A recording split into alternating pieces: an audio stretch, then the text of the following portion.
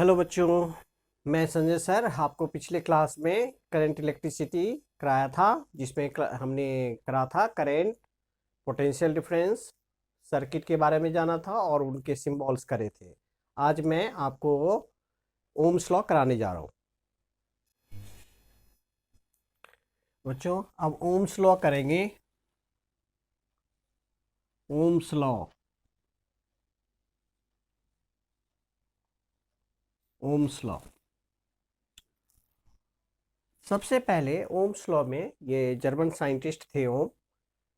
1828 में इन्होंने experimental verification किया और उस बेसिस पे इन्होंने वो करंट और पोटेंशियल डिफरेंस के बीच में रिलेशन एस्टेब्लिश किया।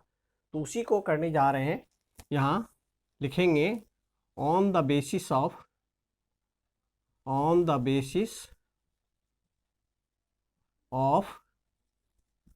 एक्सपेरिमेंटल वेरिफिकेशन या observation. Experimental observation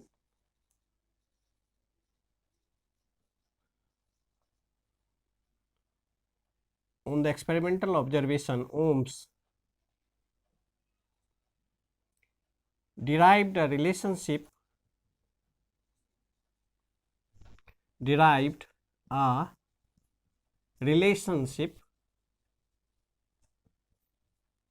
between potential difference and current. This is known as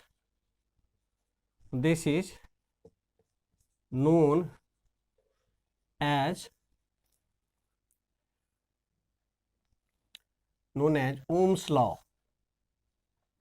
Ohm's law. It states that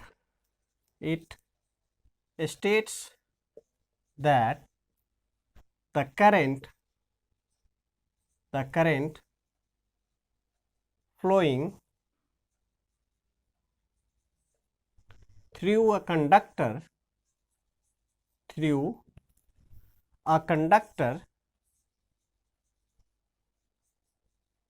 is directly proportional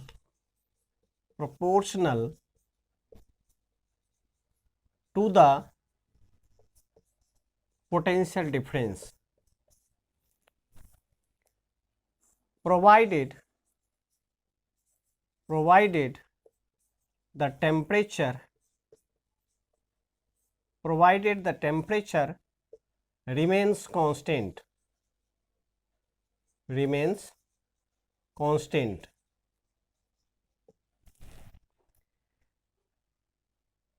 mathematical form में V is directly proportional to I. V equal to, जब equal to लिखेंगे तो ये constant लेगा, तो constant है I. ये R constant जो है इसी को हम लोग रेसिस्टेंस कहते हैं। ये कांस्टेंट होता है किसी भी मटेरियल के लिए, इसी को रेसिस्टेंस कहते हैं। रेसिस्टेंस, इसका जो यूनिट होता है बच्चों, 2 यूनिट हम लोग लिख सकते हैं इससे। I इक्वल टू, पहले R जो है, R यूनिट ऑफ, पहले लिख लेते हैं, यूनिट ऑफ रेसिस्टेंस, इसको हटा दो, यूनिट ऑफ रेसिस्टेंस ओम, पहले लिखते हैं ओम, और इसी का सिंबल है ऐसे ओम। और दूसरा लिख सकते हैं जैसे V अपॉन I, तो V का वोल्ट होता है, और पर एम्पियर, तो वोल्ट पर एम्पियर भी लिख सकते हैं। तो V इक्वल टू, इसका ग्राफ को, ये ग्राफिकल रिप्रेजेंटेशन है, ग्राफिकल रिप्रेजेंटेशन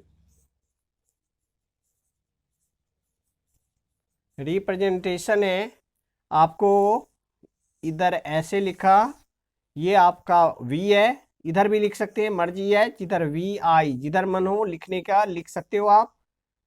इधर V लिख सकते हो, इधर भी I लिख सकते हो। इसका जो ग्राफ होता है वो सीधा स्ट्रेट लाइन होता है, स्ट्रेट लाइन होता है। इसी को VI ग्राफ कहते हैं, इसी से हम लोग रेसिस्टेंस ऑब्टेन करते हैं। तो ये VI ग्राफ ये ओम्स लॉ, नोट डाउन कर लो आप बच्चों। अब लिखेंगे कि व्हाट इज 1 ओम। 1 ओम क्या होता है? तो 1 ओम कोड का डेफिनेशन देंगे ऐसे। 1 ओम जैसे V इक्वल टू हमने लिखा IR।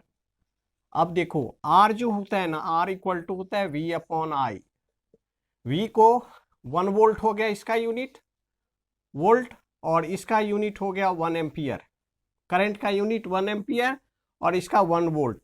तो इसी बेसिस पे हम लोग डेफिनेशन लिखेंगे। तो 1 ये इसका यूनिट होता है 1 ओम। देखो 1 ओम इक्वल टू लिखेंगे 1 वोल्ट अपॉन 1 एम्पियर, ऐसे लिखते हैं। अब कैसे डिफाइन करेंगे? तो 1 ओम क्या है? रेसिस्टेंस है। तो 1 ohm is the resistance when 1 ampere current flows through a conductor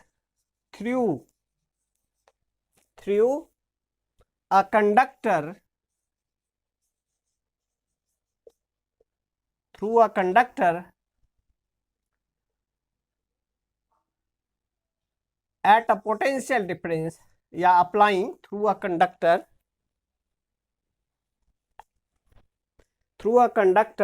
on applying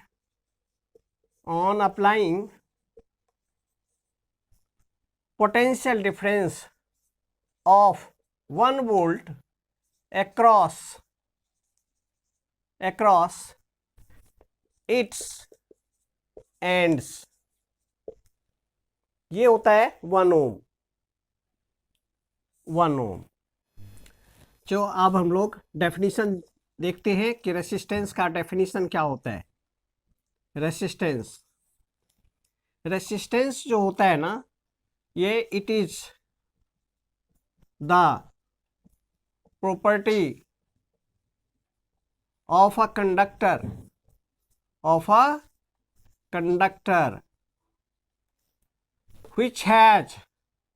which resists the property of a conductor which resists the flow of current के फ्लो होने को रोकता है। तो उस प्रॉपर्टी को कहते हैं रेसिस्टेंस कहते हैं। ये हमारा हो गया रेसिस्टेंस। दूसरा है फर्स्ट, ये सेकंड रेसिस्टर्स क्या होते हैं? रेसिस्टर्स जो होते हैं ना, यही हमारा रेसिस्टेंस वायर है, ये कंपोनेंट होता है। इट इज ये पार्ट कोई भी सर्किट का ये कंपोनेंट होता है। तो इट इज अ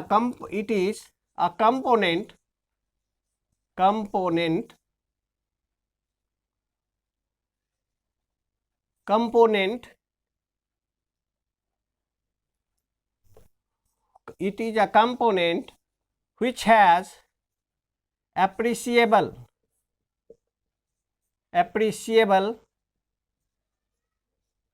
या सम भी लिख सकते हैं।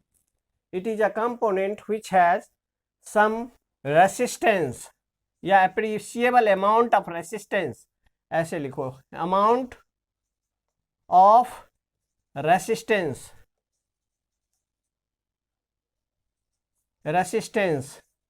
ये होता है बच्चों। तो ये हमारा रेसिस्टर हो गया। अब आते हैं रियोस्टेट। रियोस्टेट RHEOSTAT रियोस्टेट को ही वेरिएबल रेसिस्टर कहते हैं। वेरिएबल रेसिस्टर होता है ये भी एक कंपोनेंट होता है किसी भी सर्किट का, ये भी कंपोनेंट होता है। it is a component, it is a component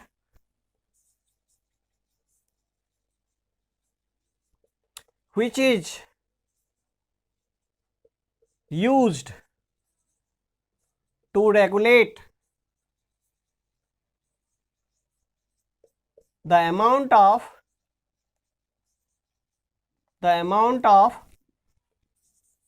current without change in voltage source.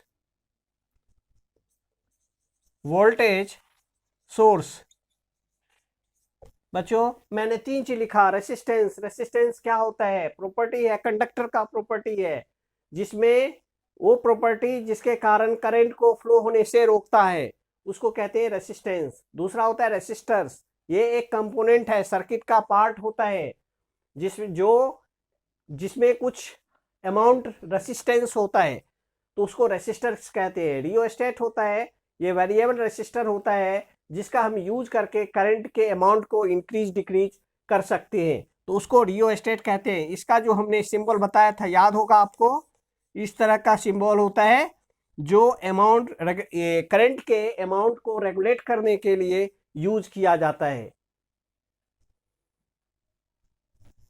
बच्चों अब हम लोग करेंगे कि किस फैक्टर के ऊपर आपका रेसिस्टेंस डिपेंड होता है।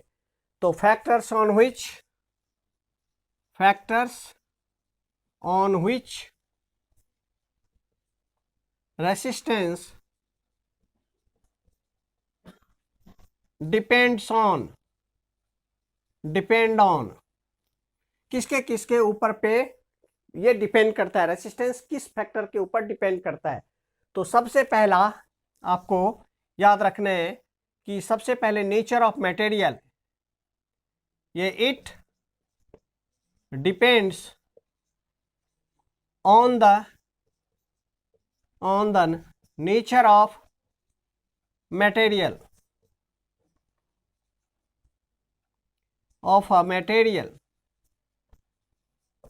दूसरा पॉइंट है, it depends on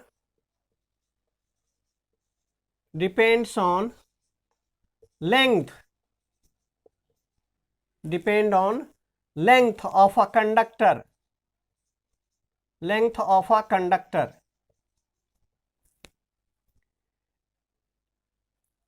Resistance is directly proportional होता है, directly proportional to the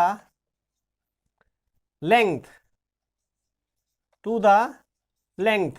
हम ऐसे भी लिख सकते हैं इसको, resistance is directly proportional to length। तीसरा होता है, it depends on the area of cross section।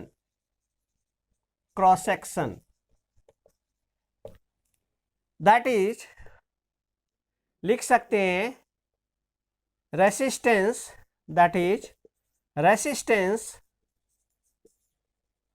is inversely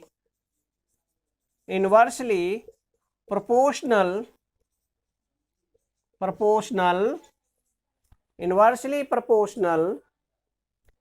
to the area of cross section।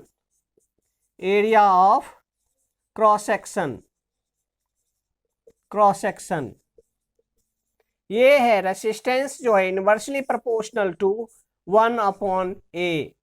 Last में फोर्थ लिख सकते हैं, ऑन टेम्परेचर के ऊपर भी डिपेंड करता है, ऑन टेम्परेचर। अब इसी को ऑन कंबाइनिंग रेसिस्टेंस जो होता है, हमने लिखा कि directly proportional to L, resistance is inversely proportional to area of cross section. On combining combining resistance is directly proportional to L upon A. This implies R equal to rho L upon A, where rho क्या है हमारा? रो resistivity होता है, रो resistivity होता है, रो को resistivity कहते हैं। अब बच्चों मैंने लिखा, देखो R इक्वल टू लिखा रो L अपॉन A। रो क्या है हमारा? रो कांस्टेंट है।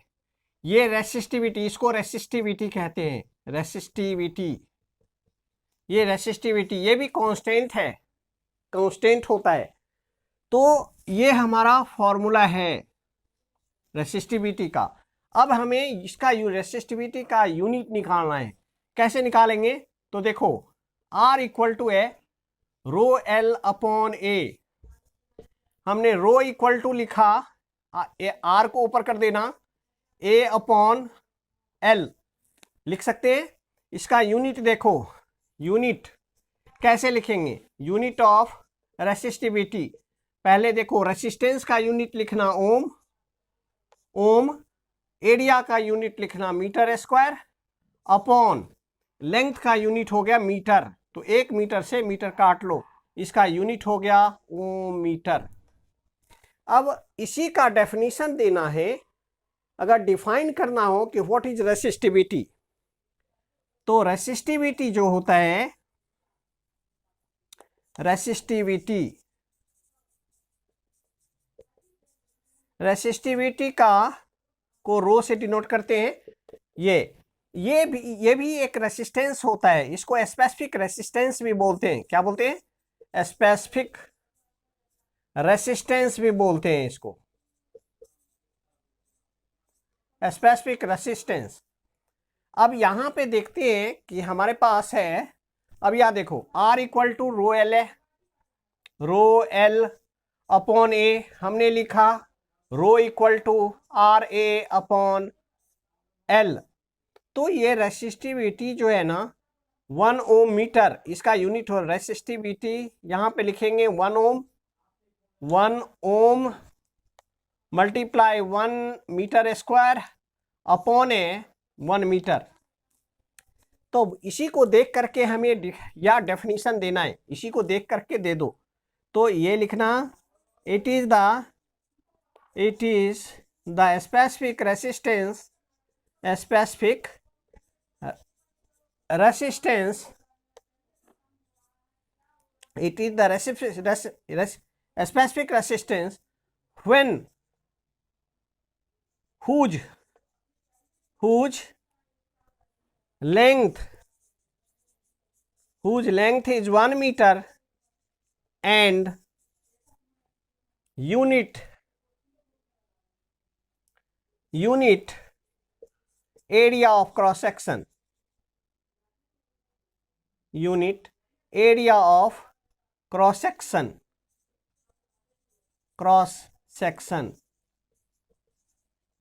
unit area of cross section कहता है कि it is the specific resistance of a conductor, लिख सकते थे हुज। एक काम करते हैं, इसको ऑफ अ कंडक्टर लिखो, it is the resistance of a conductor, conductor. और यहां पे लिख लेते हैं whose length is 1 metre and unit area of cross section, this is called resistivity. इसी को रेसिस्टिविटी कहते हैं। हाँ बच्चों, मैंने ये दो न्यूमेरिकल लिखा है। पहले, if 100 joule of work has to be done in moving an electric charge of 4 coulomb from a place where potential is -10 volt and another place where potential is V volt, find the value of V। ये हम लोग पहले class में कर चुके थे। इसको सबसे पहले हमारा पोटेंशियल निकालना है। तो सबसे पहले देख लो, ये जो हमारा है ना, यहाँ का पोटेंशियल है, आपको मान लो सपोज करो A है और ये B प्लेस है। यहाँ का पोटेंशियल दिया हुआ है, इसको मान लो आपने मानना है V1 मान लो, इसको मान लेते हैं आपको -10 वोल्ट। और इस प्लेस को मान लीजिए यहाँ पे जो है आपका V2, ये है आपका V। इस प्लेस के लिए इस प्लेस पे हमें पोटेंशियल निकालना है। कैसे निकालेंगे? या इधर -10 रखना है, इधर भी रख सकते हैं, दूसरी तरफ जाना है, जिधर भी जाना है जिधर से भी कर सकते हैं, मर्जी है। अगर यहाँ पे -10 रखना है तो यहाँ पे आपने V रखना है। तो कैसे करते थे? तो ये फॉर्मूला होता था हमारा, V इक्वल टू होता है W/Q। अब यहाँ देखो, V मतलब पोटेंशियल डिफरेंस है। ये पोटेंशियल डिफरेंस जो होता है ना, हम लोग जिधर से चलते हैं उधर आगे जैसे जैसे चलते हैं, मूव करते हैं, तो पोटेंशियल जो होता है ना वो इंक्रीज करता जाता है। ऐसे इंक्रीज करेगा। जैसे जैसे मूव होगा, चार्ज मूव होगा, वैसे वैसे पोटेंशियल इसका इंक्रीज करेगा। मीन्स कि यहाँ पे ये हो गया हमारा V2 minus V1 equal to हो गया W/Q। अब ये देखो, V2 हमारा V है और V1 हो गया हमारा -10, तो माइनस माइनस हो गया +10 इक्वल टू हो गया W। हमारा वर्क डन है 100 जूल, तो वर्क डन लिखा 100 जूल। और चार्ज है हमारा 4 कूलम, तो लिख दिया 4 से इसको डिवाइड किया, ये हो गया हमारा 25। अब ये जो V+10 आया इक्वल टू हो गया हमारा 25, तो V इक्वल टू हो गया हमारा 25 माइनस 10 इक्वल टू 15 वोल्ट। ये हमारा 15 वोल्ट आंसर हो गया। सबसे पहले मैं फिर से बता दूं, यहाँ पे दिया हुआ है कि इस प्लेस के ऊपर आपको AB, जिसको जो भी नाम देना हो दे सकते हो आप। यहाँ का पोटेंशियल दिया हुआ है -10 वोल्ट, हमें इधर लाना है, इससे इधर चार्ज ला रहे हैं, मूव कर रहे हैं। तो मूव कर रहे हैं तो यहाँ का पोटेंशियल V है, जिधर मूव करते हैं उधर का पोटेंशियल ज़्यादा होता है, तो पहले लिखेंगे V2 माइनस V1। अब यहाँ पे हमारे पास V2 V है और V1 है -10, तो माइनस माइनस +10 हो गया। वर्क डन हमारा 100 है और हमारा चार्ज जो है वो 4 कूलम है। चार्ज जो है ना हमारा 4 कूलम है, 4 से इसको डिवाइड कर दिया, 25 आ गया। अब देखो ये V+10 इक्वल टू 25 यहाँ पे, और फिर 10 को इधर ले जाना, तो V equal to 25 minus 10 15 volt. इसका मतलब है इस प्लेस पे जो आपका पोटेंशियल होगा वो 15 वोल्ट होगा। अब दूसरा क्वेश्चन देखो, resistance of a material wire of length 1 metre. तो हमारे पास गिवन है 1 मीटर। वायर जो होता है ना, कोई भी वायर है आपका, तो वायर जो होता है वो सिलेंड्रिकल फॉर्म में होता है, सिलेंड्रिकल फॉर्म में। तो ये जो हमारा होता है, इसी एरिया को कहते हैं एरिया ऑफ क्रॉस सेक्शन। इसी को कहते हैं area of cross section. Cross section ये एरिया क्या है? हमारा सर्कल है, तो एरिया ऑफ क्रॉस सेक्शन हो गया हमारा πr²। ये है हमारे पास, और हमारा लेंथ गिवन है ये 1 मीटर। इसका रेसिस्टेंस दिया हुआ है आपको, कितना दिया हुआ है? 26 ओम ये रेसिस्टेंस दे रखा है। अब यहाँ पे देखो, टेम्परेचर का कुछ नहीं, टेम्परेचर कांस्टेंट रहेगा। डायमीटर ऑफ द वायर, जो हमारा डायमीटर है, इसका मतलब ये डायमीटर हो गया आपका, ये आपका डायमीटर है। डायमीटर, डायमीटर को D से डिनोट करते हैं, तो डायमीटर हमारे पास गिवन है वो है 0.3 mm मिलीमीटर। मिलीमीटर का मतलब इसको क्या करेंगे, 0.3 इंटू 10⁻³ मिली मीन्स हो गया 1000 से डिवाइड कर दो। मिली का मतलब 10⁻³ 1000 से डिवाइड कर देना, या मीटर। इसी को आप ये भी लिख सकते हो 3/10 इंटू 10⁻³ मीटर। ये 10 को फिर ऊपर ले जाओ तो इसको आप लिख सकते हो 3 × 10⁻⁴ मीटर। यहाँ पे 10 को ऊपर ले जाएंगे तो -4 हो जाएगा। पावर वो जब हम डिनोमिनेटर से नुमरेटर में ले जाते हैं तो पावर का साइन चेंज करता है, या ऊपर से नीचे लाते हैं तब भी पावर का साइन चेंज करेगा। तो ये हो गया हमारा 1 mm इक्वल टू हो गया, आप यहाँ पे लिख सकते हो 1 mm इक्वल टू 10⁻³ मीटर, ये याद रखना। अच्छा, अब हमें रेडियस की जरूरत होगा, तो रेडियस इक्वल टू क्या लिख सकते हैं? रेडियस इक्वल टू हो गया 3 × 10⁻⁴ है अपॉन 2 डायमीटर को, डायमीटर जितना आया उसका हाफ होता है ना रेडियस, तो इसको डिवाइड कर देना है 1.5 इंटू 10⁻⁴ मीटर। ये हमारा रेडियस भी मिल गया। अब हमें एरिया ऑफ क्रॉस सेक्शन निकाल लेते हैं, हमें एरिया ऑफ क्रॉस सेक्शन की जरूरत पड़ेगा। तो एरिया ऑफ क्रॉस सेक्शन होता है पाई आर स्क्वायर। ये पाई का वैल्यू है 3.14 और रेडियस है 1.5 इंटू 10⁻⁻4 होल स्क्वायर।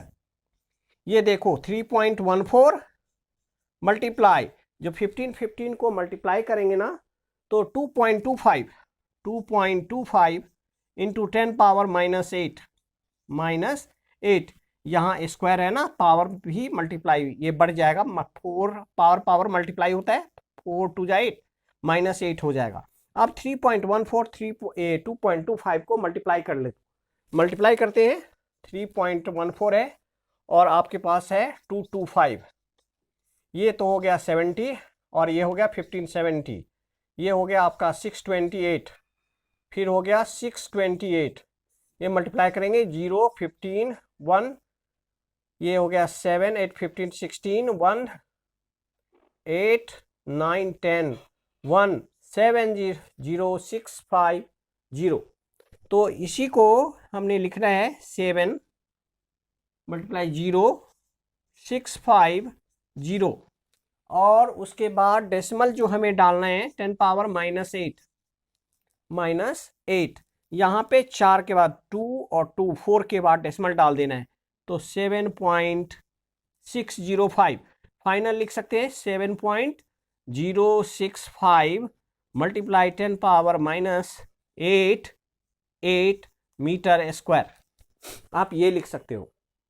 तो हमारे पास सब कुछ मिल गया, एरिया मिल चुका है, हमारे पास ये रेसिस्टेंस है और हमारे पास लेंथ भी है। तो R इक्वल टू क्या लिखते थे, R इक्वल टू लिखते थे रो L अपॉन A। हमें रेसिस्टिविटी निकालना है तो ये ऊपर ले जाओ, लेंथ को नीचे ले आओ, तो resistance equal to RA upon L।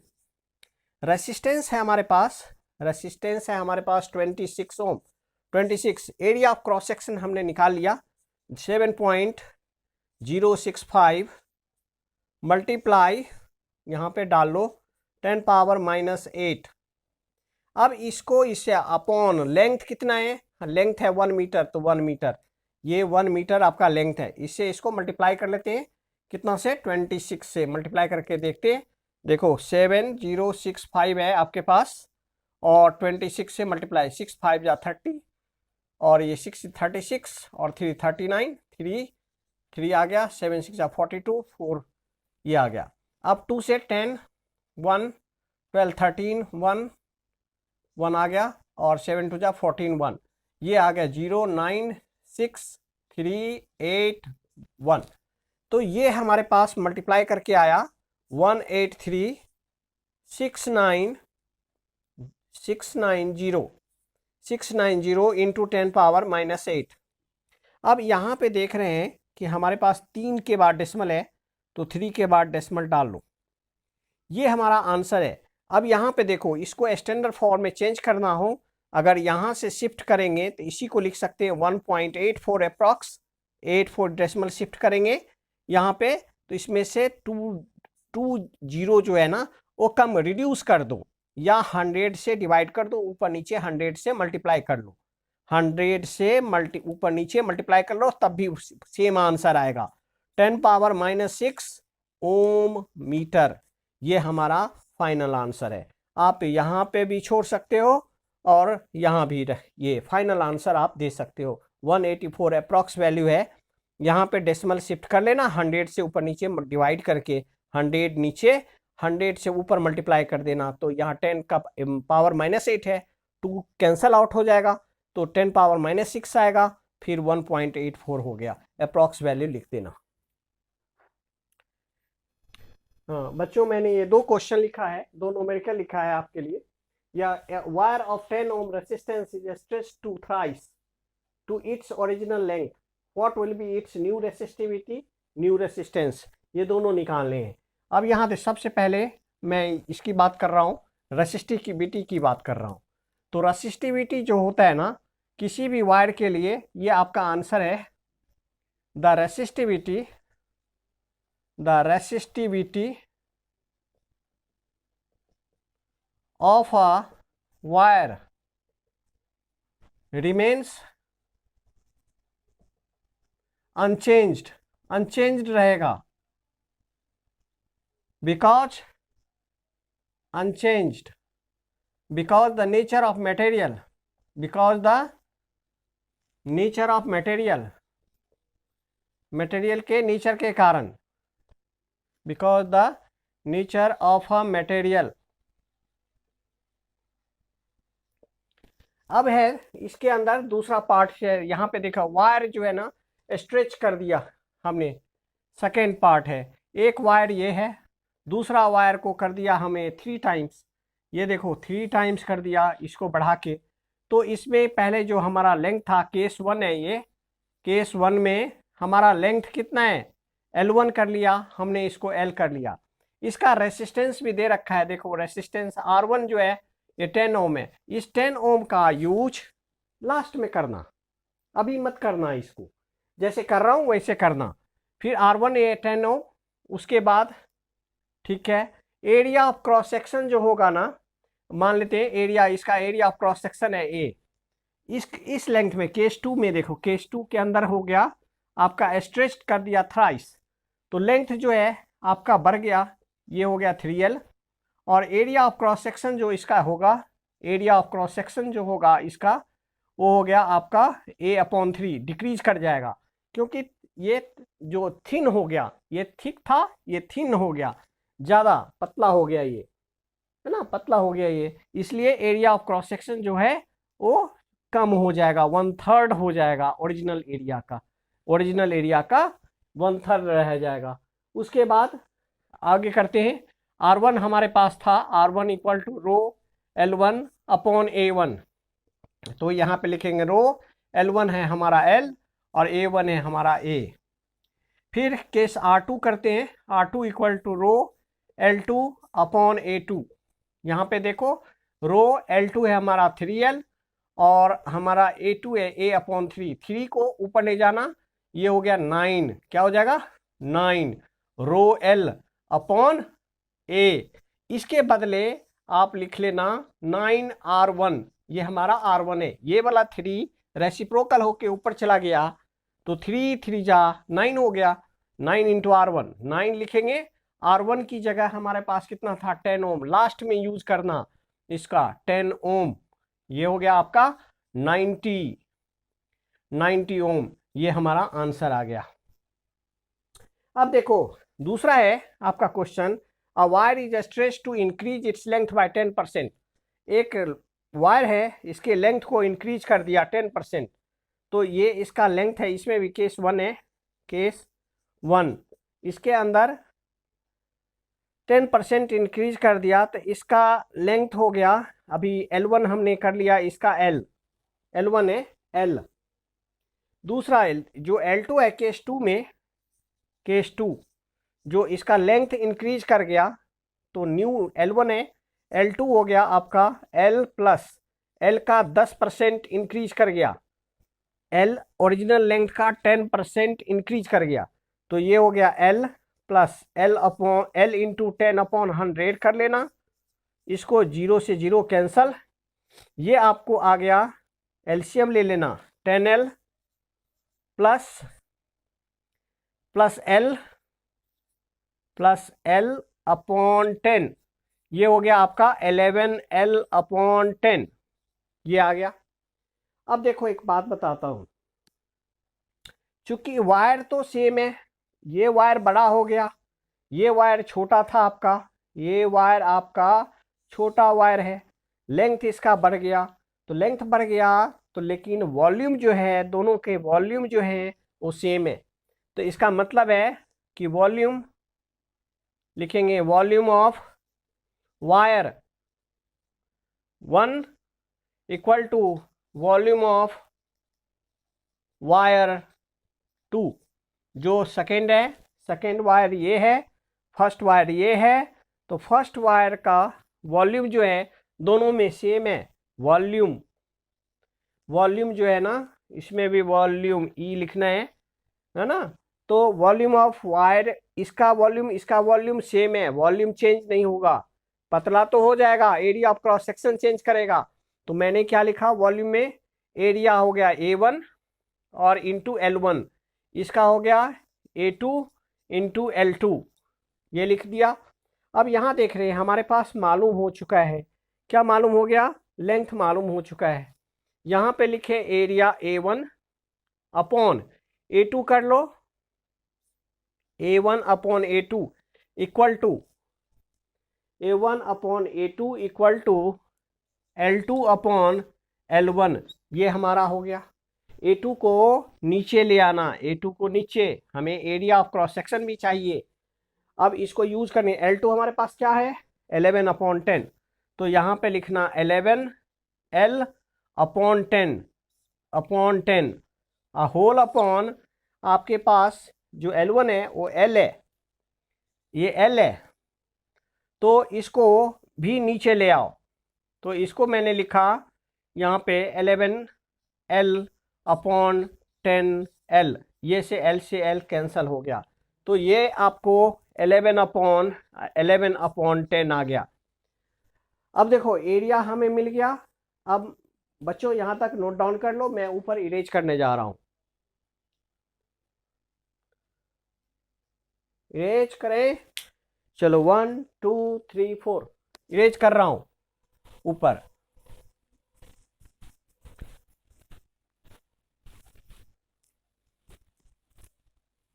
ऊपर इरेज कर दिया मैंने, फर्स्ट क्वेश्चन को इरेज कर दिया।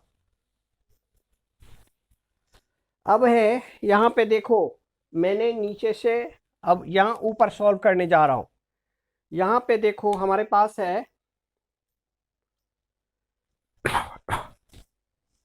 देखो रेसिस्टेंस है, हमें resistance R1 upon R2 equal to होता है rho L1 upon A1 whole upon rho L2 upon A2, ये हमारा रेसिस्टेंस। चलो इसको भी इरेज करता हूँ, इसको ठीक से लिखता हूँ। ये है हमारा R1 अपॉन R2। अब देखो रो से रो कैंसल हो जाएगा, रो से रो कैंसल, इसको लिखना L1 अपॉन A1 मल्टीप्लाई, ये रेसिप्रोकल कर देना A2 अपॉन L2। तो देखो एक चीज बता रहा हूं, ये L1 अपॉन A1 है, यहाँ पे L1 आपके पास था L और A1 है आपके पास A1 अपॉन A2 है ना, A1 अपॉन A2। तो इसको आप रेसिप्रोकल कर सकते हो, तो रेसिप्रोकल कर दो A1 अपॉन A2, तो A2 upon A1 equal to 10 upon 11 लिख सकते हैं, 10 अपॉन 11 यहाँ पे लिख लेना, 10 अपॉन 11। ऊपर में मैंने क्या किया, सबसे पहले L1 अपॉन L2 लिख लो, मल्टीप्लाई A2 अपॉन A1 लिख लो। इसको यहाँ पे लिखना L1 अपॉन L2 की जगह L1 अपॉन L2।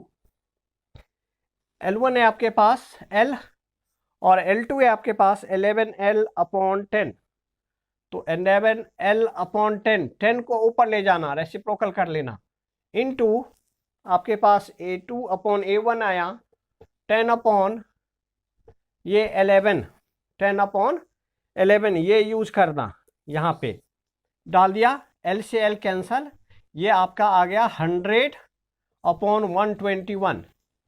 तो मैं इसको ऐसे भी लिख सकता हूँ R2 अपॉन, देखो R2 अपॉन R1 रेसिप्रोकल कर दो 121 अपॉन 100। अब देखो एक बात बताता हूँ, हमें परसेंटेज इंक्रीज चाहिए। परसेंटेज इंक्रीज में क्या चाहिए, percentage increase in resistance is equal to, यहाँ पे हमें चाहिए R2 माइनस R1 अपॉन, यहाँ पे ओरिजिनल है R1 इंटू 100, मतलब ये डिक्रीज हो गया, एक तरह से आपने प्रॉफिट लॉस किया होगा, तो ये हो गया प्रॉफिट, ये हो गया CP और into 100, profit upon cost price into 100 percentage निकालने के लिए। तो परसेंटेज इंक्रीज में यहाँ पे देख रहे हैं कि हम ये ऐसे कर सकते हैं, देखो इसको सेपरेट कर लिया, separate R2 upon R1 minus R1 upon R1, इसको सेपरेट कर लिया इंटू 100, ताकि इसके वैल्यू को हम यूज कर सकें। R1 से R1 कैंसल, ये R2 अपॉन R1 है आपके पास 121 अपॉन 100 माइनस 1 इंटू 100। अब देखो इसको एलसीएम लिया तो ये आ गया आपका 21 अपॉन 121 लिख लो, 121 माइनस 100 अपॉन 100 इंटू 100, 100 से 100 कैंसल, 121 माइनस 100 21%, मतलब उसका रेसिस्टेंस जो है 21% इंक्रीज कर जाएगा। बच्चों नोट डाउन, एक हो गया। मैं इसको अब इरेज करने जा रहा हूं, आपने नोट कर लिया होगा, इसको मैं इरेज कर दे रहा हूं। अब एक इंपॉर्टेंट नोट है,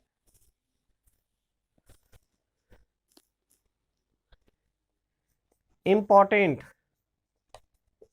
जो अलॉय होता है, अलॉय क्या होता है, अलॉय जो होता है ना, अलॉय के बारे में जान लो। अलॉय इज अ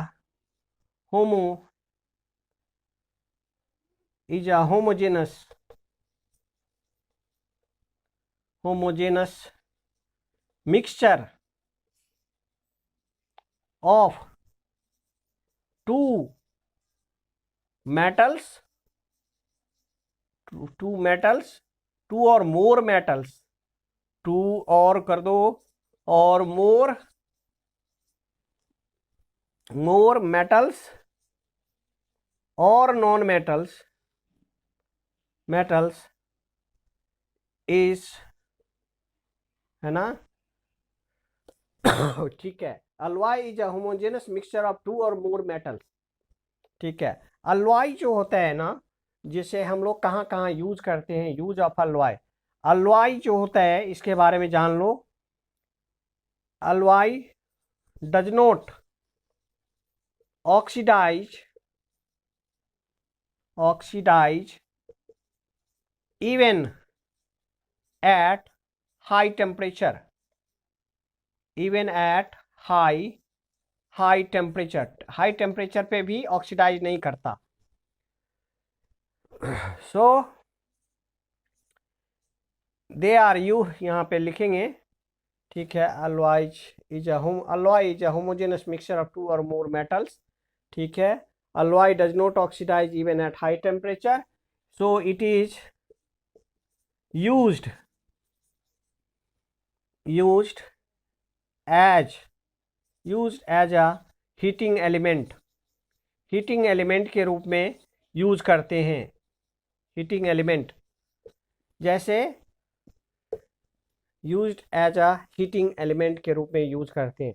यहाँ सबसे पहले बल्ब में, जो बल्ब होता है हमारा, उसमें क्या यूज करते हैं, टंगस्टन करते हैं। टंगस्टन का फिलामेंट होता है, बल्ब में जो फिलामेंट होता है वो टंगस्टन होता है, tungsten.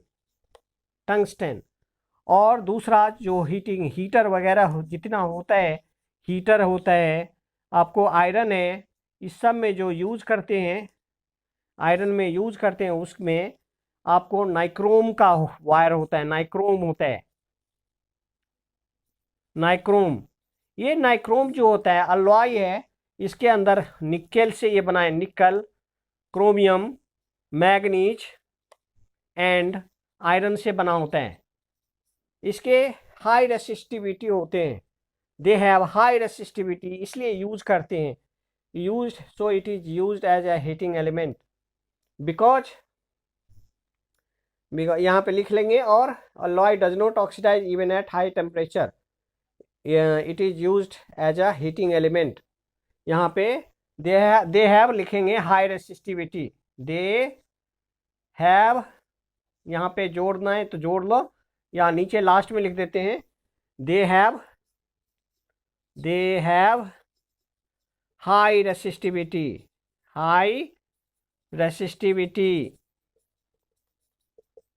And high melting point, इसके हाई मेल्टिंग पॉइंट होते हैं। नोट डाउन बच्चों। नोट डाउन कर लो।